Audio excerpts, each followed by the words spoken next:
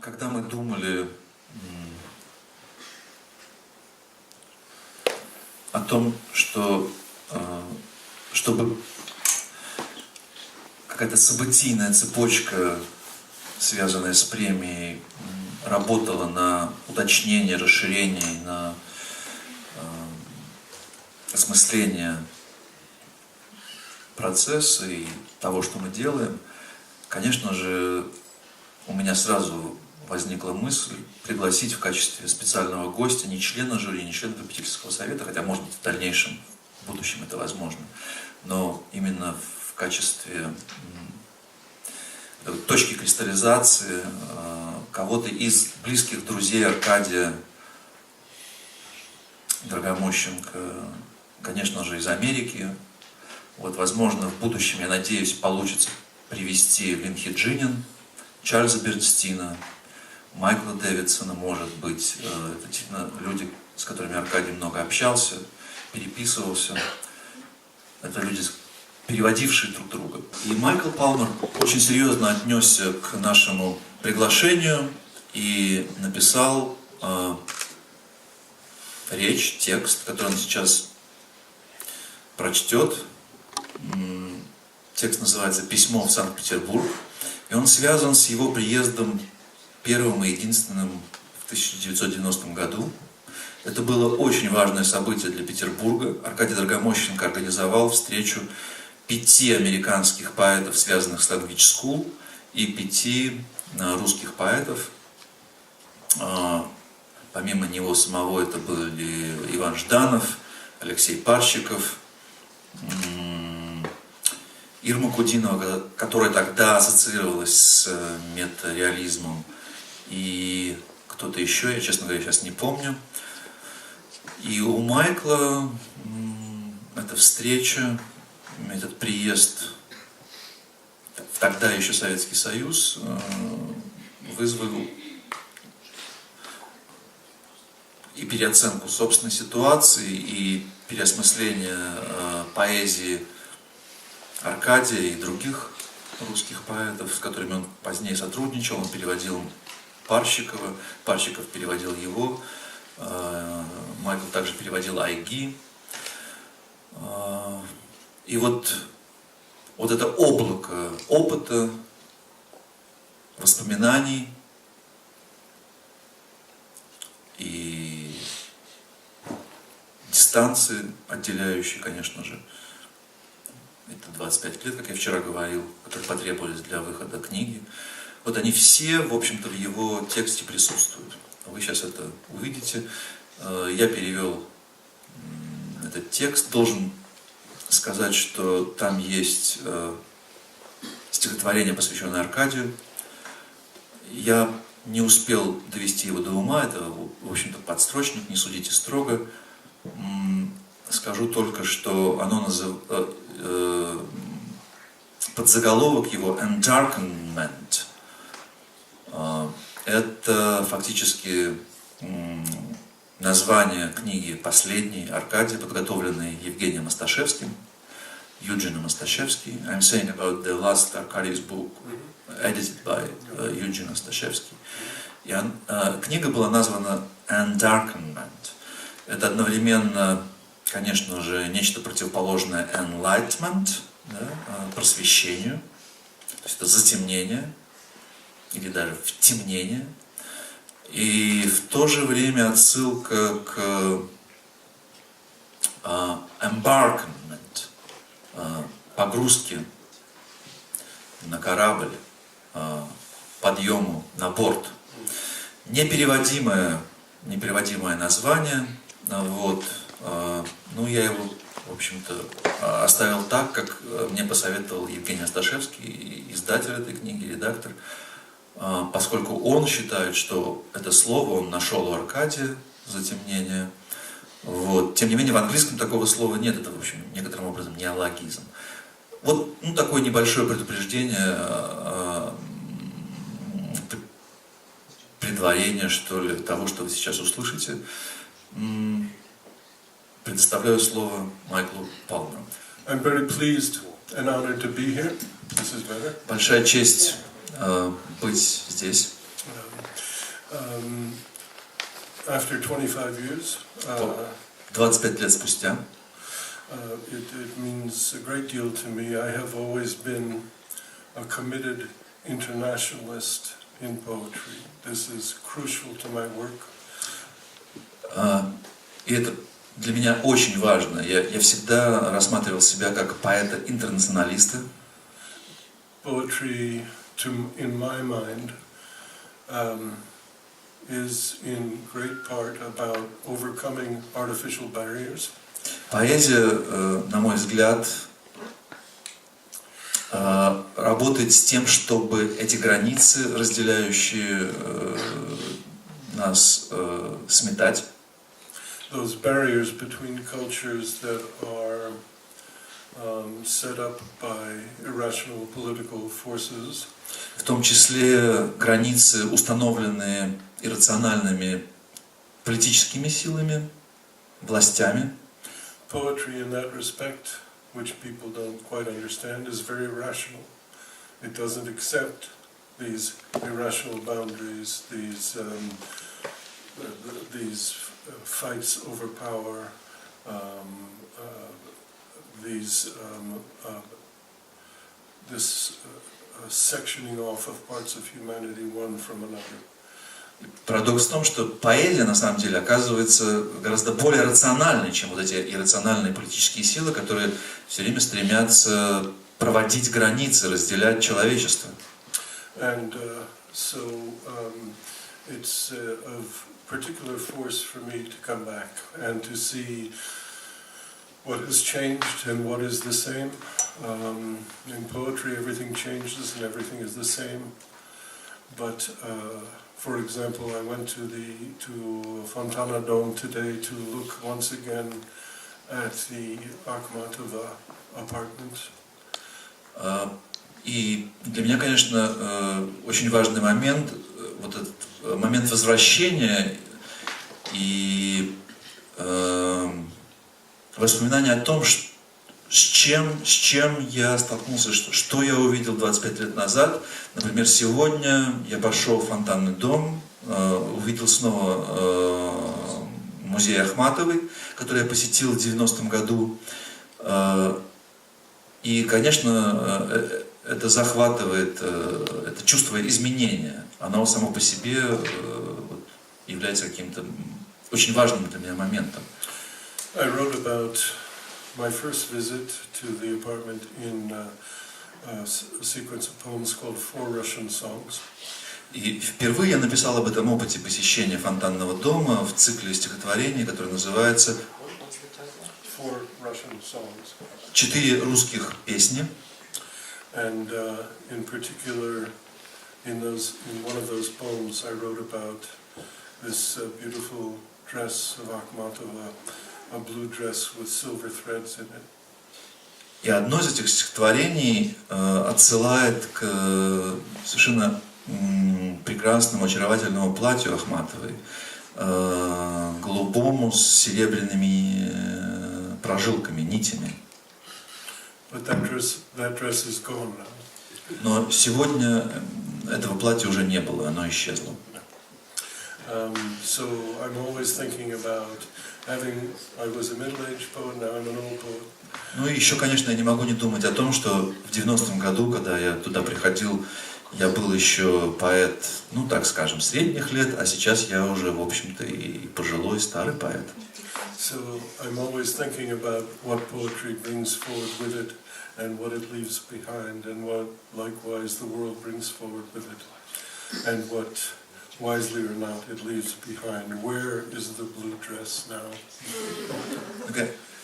Невозможно не думать о том, конечно же, что поэзия привносит, что она приносит с собой, и о том, что она оставляет за скобками, или что находится или оказывается у нее за спиной в прошлом, как, например, платье Ахматовой.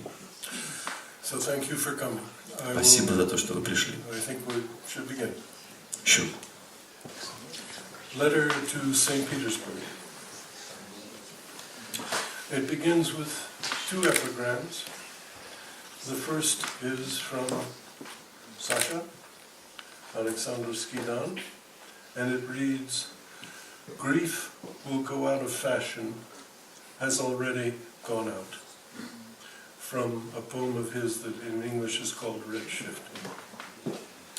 The second epigraph is from Gerard Manley Hopkins, a poem called Spring and All, and it reads, "It is Margaret you mourn for." During the weeks before leaving San Francisco for Rome and a 2-month residency with my wife at the American Academy there, I gradually realized that a cloak of grief or grieving was descending over me. My senses had dulled dramatically, and the effort to put words on a page, after a period of relative ease, had come to seem overwhelming and perhaps purposeless. Why this? Beautiful Rome, beautiful Academy, the freedom to work and to prepare a little talk to give during a brief trip to St. Petersburg in late November. A talk about poetics, perhaps in part about the Russian poets I so deeply admired. What, after all, is poetics? Everything concerning the art, as Aristotle broadly understood the term. Everything? Could everything include something, or some small things, learned and unlearned along the way? Was it grief or depression, or are the two conjoined? Might one actually think and write in such darkness? Was I imagining, even staging, a feeble melodrama unworthy of the art in itself? Was I ensnared in a book of questions with no answers, as this first paragraph might imply? How had the years passed so swiftly, my generation and the one preceding it gradually disappearing, members of the beloved, contentious company without which there is no art, succumbing one by one to that thing we had failed to consider in the effort to move along, to articulate a resistance to the given, the pathological normal. What remained of these things? Now shadows. Certain memories, the texts, the voices on recordings spread across the internet, the tales told in private. And what remained of me from earliest efforts, earliest work, and earliest understandings and misunderstandings as I had first entered that company in my 20s. This last question first occurred to me some years back as I spoke at Waseda University in Japan about my influences and experience, literary, political, and so on, during the horrendous years of Vietnam and subsequent instances of imperial violence, the feral imbecility of the Bush years, the undermining of any true sense of democracy by the forces of oligarchy and exceptionalism and willful amnesia. To be a poet, if one can ever be such a thing in the midst of a relentlessly materialistic miasma, was it in fact to be a missing person? Was it somehow to be an unconscious, passive enabler of those very values and forms one had hoped to bring into question? I spoke in Tokyo of various strains of influence stemming from the so-called New American poetry, that counter-tradition of the Beats, the New York School, Black Mountain, and the San Francisco Renaissance, as well as the modernists and vanguardists in various international cultures that had left their mark on me and helped me, along with others, to find something like alternative modes to the then canonical strains of officially acceptable American verse, which had quite systematically suppressed the more radical energies of the poetic impulse while undercutting its politically progressive sympathies. Yet I was simultaneously aware of the inadequacy of such information, of any such purported quasi-historical explanation of origins, as if poetry and poetic origins and acts could be usefully submitted to such examination. The thing does lie elsewhere, probably differently for each of us. And the measures by which the body of the poem breathes, inhales, and exhales submit to no simple quantitative currency or enumeration. Nor does that negative or impossible community we simultaneously aspire to admit of such facile definition. Have I begun? Probably not. The beauty of the world is the mouth of a labyrinth, Simone Weil. Whenever I listen to the stone, I hear the cooing of a white pigeon gasp in me, Mahmoud Darwish. But poetry is never itself, Alexandr Skidon. Have I begun? Not yet, not quite. I am thinking too of Mandelstam and his stones, his poems, and his peripatetic prosody, that of a body walking, finding its way. I am in Rome, but the Italian I once spoke moderately well, never more than that, is practically gone, at least for now. Where do our languages go? Meanwhile, I am finding my way around this place, I who so often become lost wandering through cities and even buildings. Okay, my wife, an architect, would add even rooms. On the mezzanino lies our spacious apartment with this desk at which I am working.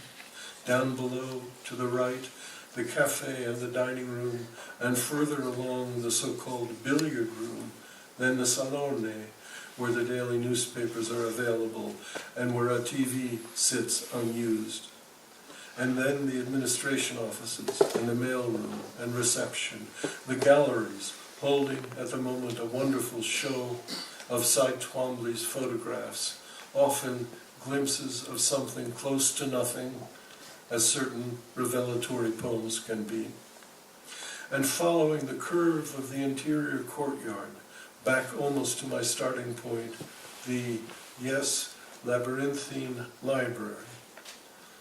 Rooms, stanzas, poems, stones. Rooms complete, poems perhaps never. My own library left behind in another city, books on shelves there, books on tables, books and unfiled papers everywhere on the floors of that house, now 9 time zones away. I must think some more about zones of time. I will make a mental note to myself. Think some more about. Someone is singing quietly down below, very quietly, since the artists and scholars must have silence in which to work. I cannot make out the words of the song, though the melody comes through quite clearly. Logos, melos, silence. Would those 3 be enough to constitute a poetics, or must we include phanos? We must, or some of us must. I don't myself know what to say of the image. Did I once? Imagism itself we need not speak of. In America, it quickly turned into tourist postcards. I find that if I speak without thinking, some of my long latent Italian returns. But if I think first, it disappears, and I feel shame, then sorrow for things neglected and lost. A book of poems never written, how might they sound? Would they include images, for example, of the majestic Italian stone pines, Pinus pinea, marking the grounds here? I doubt it. Considering St. Petersburg, I think of Bramante's Tempietto, a few minutes' walk from here, upon the site where St. Peter is said to have been crucified, upside down, if I remember correctly. Peter, Petrus, stone. How long ago I cast off the church, its weight of stone, its spiritual tyranny, enduring earthly corruption and hypocrisy. Sometime in my 14th year, I think it was, after a Joycean vision of hellfire had ebbed, if indeed it ebbed, I fled, disgusted and enraged. Yet did its rhythms and rituals, its relentless repetitions and repressions somehow embed themselves in my unconscious? And did other beliefs emerge in that space opened by my unbelief along the via negativa? In any case, I was fairly soon to find a different company altogether than had been designated for me among the painters, the composers, the musicians, and the dancers, and of course the poets who proposed an alternative life and who graciously opened a welcoming door to the outside, where a throw of the dice might help decide the way. Moving on to where I'm not sure there is a kind of poetry that those dreaded creatures, poetry lovers, love. Poetry as the enemy of poetry. Why am I writing this? Since St. Petersburg, in St. Petersburg you know it all too well.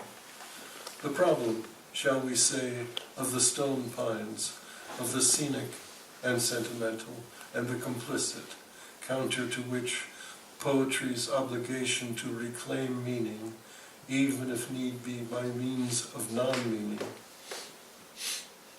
I think in this context of the Italian philosopher Giorgio Agamben's remark to me many years ago that Wittgenstein's attempt to destroy philosophy, Agamben was speaking of the Tractatus, was honorable because Wittgenstein was attempting it by means of philosophy.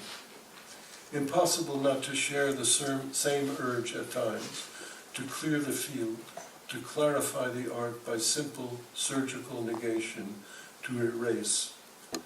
No fault of the stone pines themselves, perfect in their way, against the sky.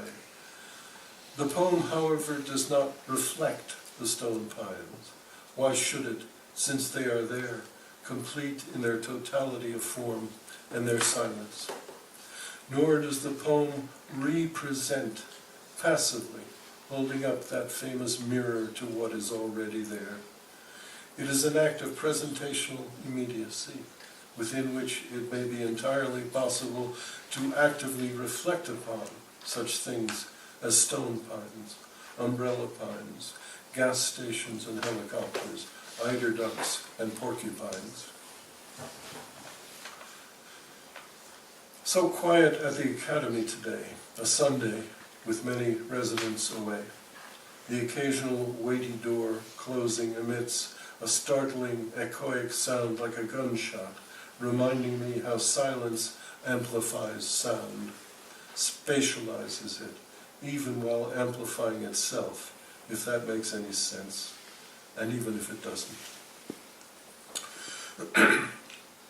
Always the question of what surrounds the words, articulates the stresses, makes possible a life in what Gennady Aigi calls noise world.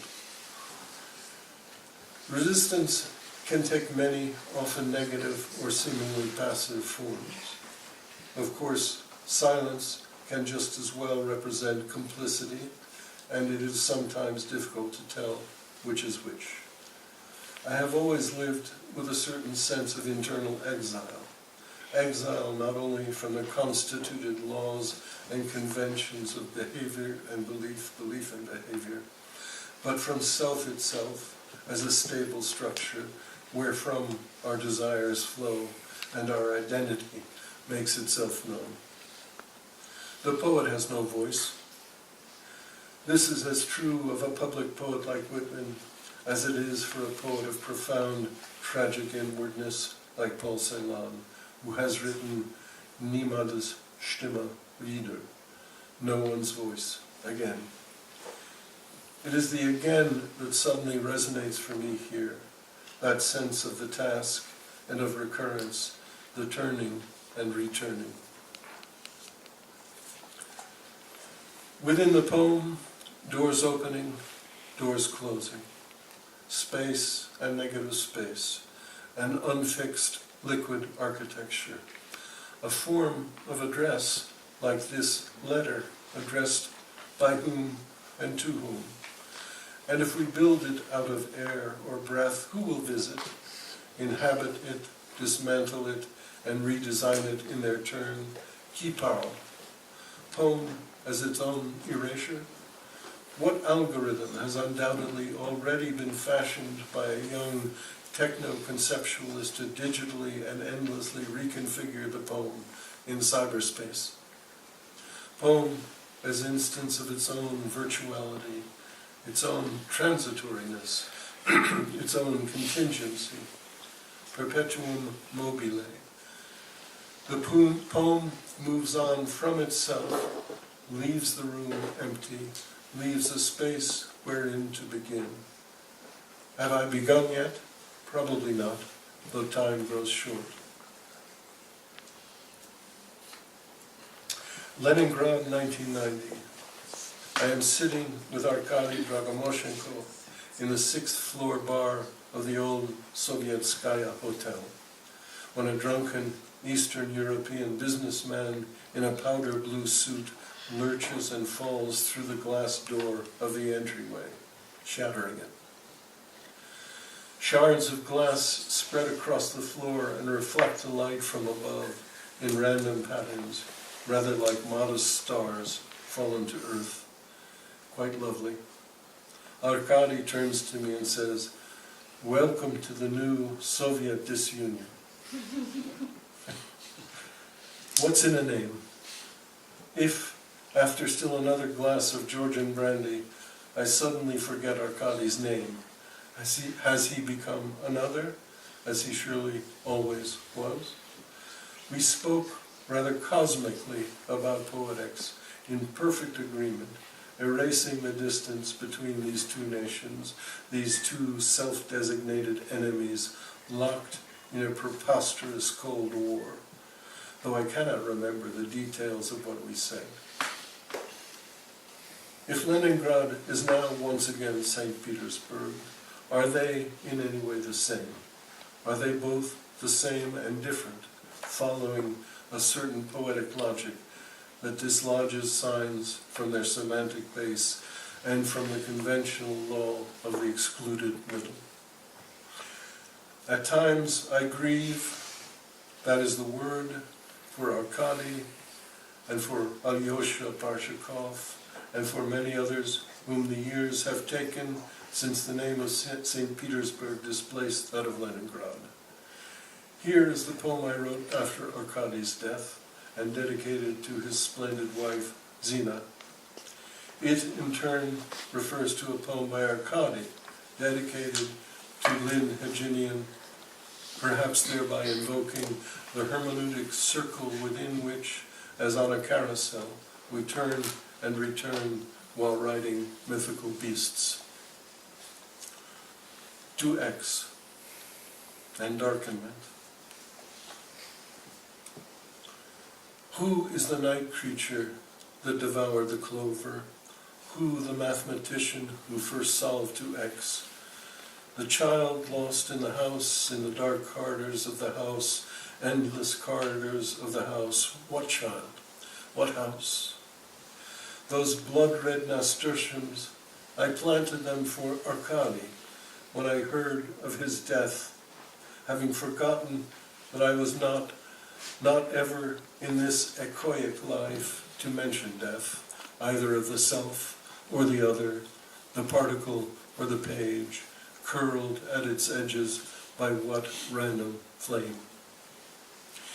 It is no match for the flame to which the lovers are consigned, no match for the wind that feeds the flame, no match for the fate of the earth at our hands.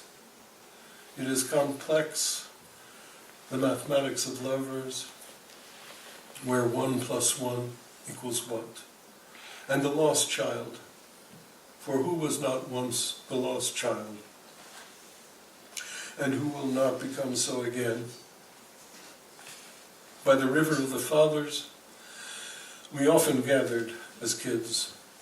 It stank of chemicals and shit, not the river's fault, not your fault, not mine.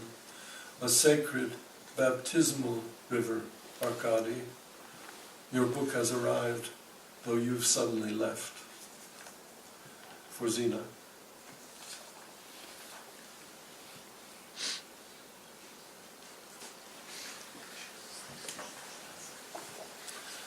Leningrad, 1990.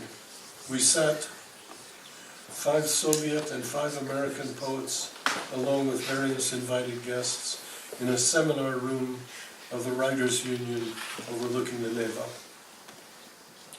I raised the agreed-upon topic for discussion, a comparison of censorship by the state and censorship by the marketplace, and asked for comments. A deep and awkward silence settled over the room. Were the hidden microphones of the KGB still operating, or had they, as without any clear evidence, we sort of assumed, by then been turned off? What manner of government, communist, fascist, democratic, capitalist, oligarchic, other, would follow from those deeply unstable and perilous times? More silence, when suddenly Arkady's voice arose. Speak, my friends. After all, it's a free country. Laughter followed, at first hesitant and then raucous, and so the discussion began. Perhaps among the ruins, the empty wish that the poem take us from existence toward being. Love among the ruins? I'm only asking, but in asking, am I asking about or asking for? Some possible heterotopia in which grief might take its place beside desire, even within desire, as the measures of the work unfold and enfold, propelling us towards some potentially everywhere undisclosed within or resisted by our daily habits and rituals of speech. That which language does not want to hear, and absolutely does not want to say, according to far too many.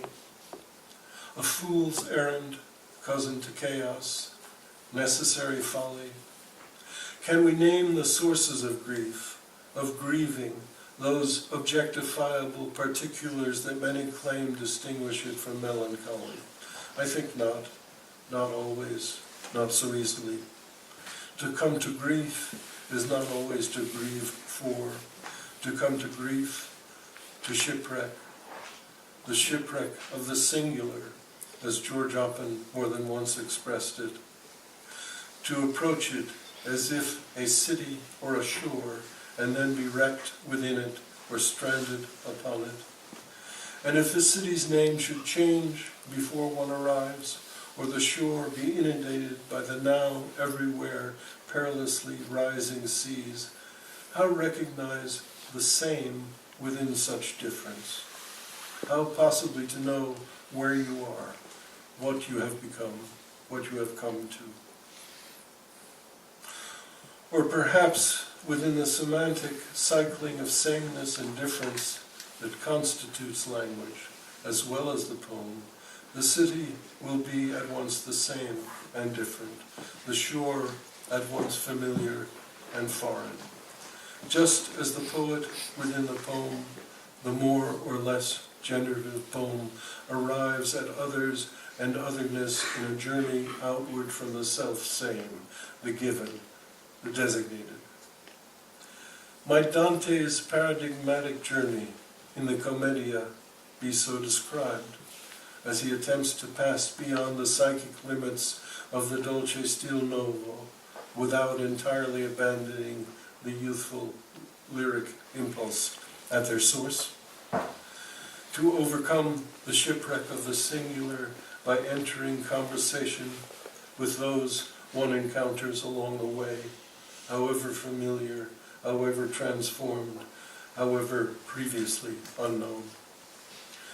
To affirm a common tongue by uncommon means and to uncommon ends.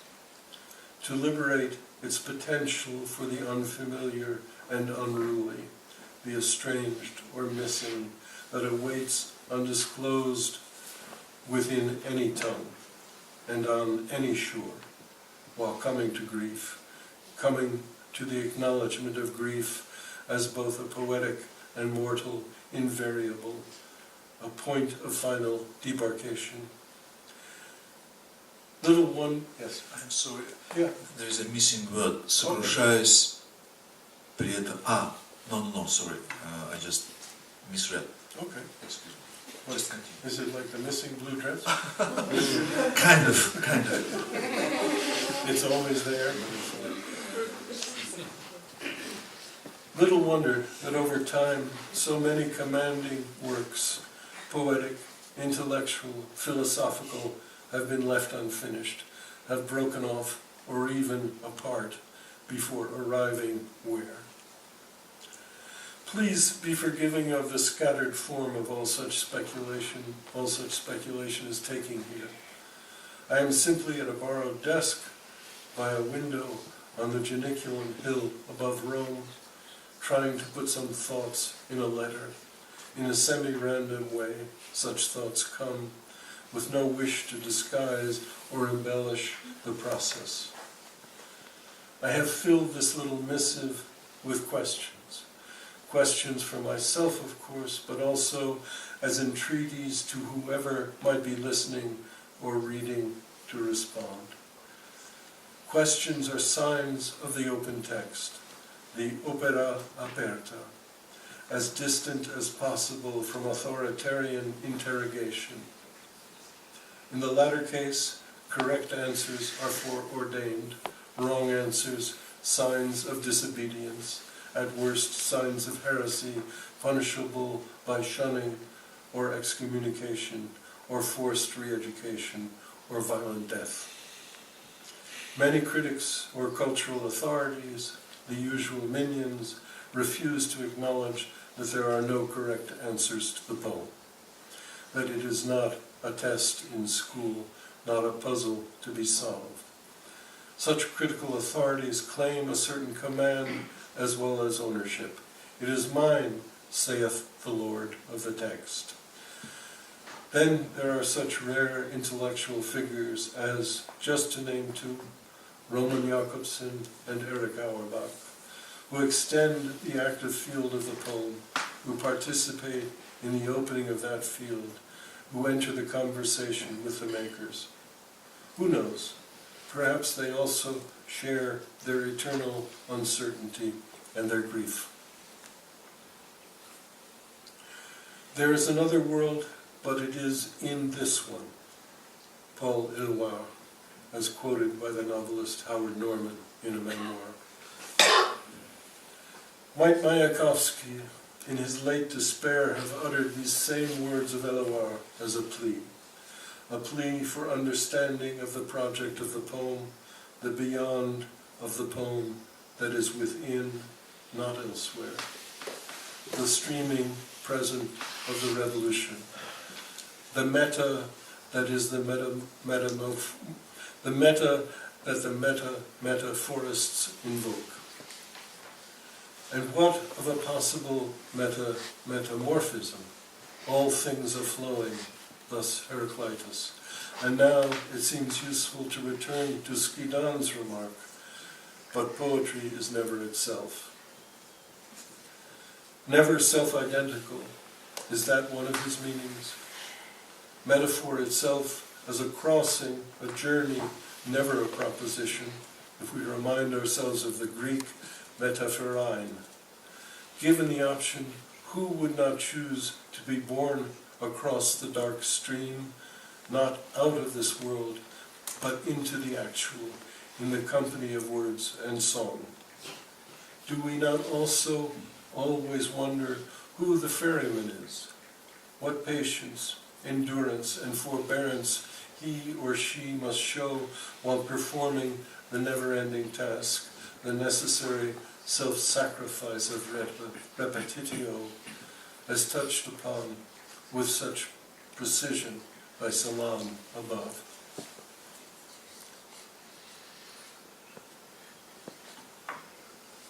Last night, an exhibit of 4 artists entitled Transformers at the new Museo Maxi. The building itself, this is in Rome, the building itself designed with characteristic Baroque élan by Zaha Hadid. Among the works shown, a group of mechanical musical instruments by the Mexican artist Pedro Reyes, fashioned from the metal of destroyed pistols, shotguns, and rifles. Beautiful. Not all in the audience seem to agree. Spidery string and percussion instruments that can be programmed and operated via computers, making them capable of performing music concerts with compositions prepared beforehand, according to the text handed out to the audience.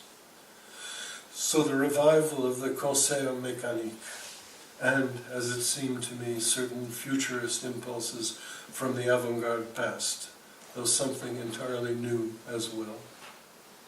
I watched as a musician seemingly tuned a violin-like instrument by means of his iPhone in this brave new world.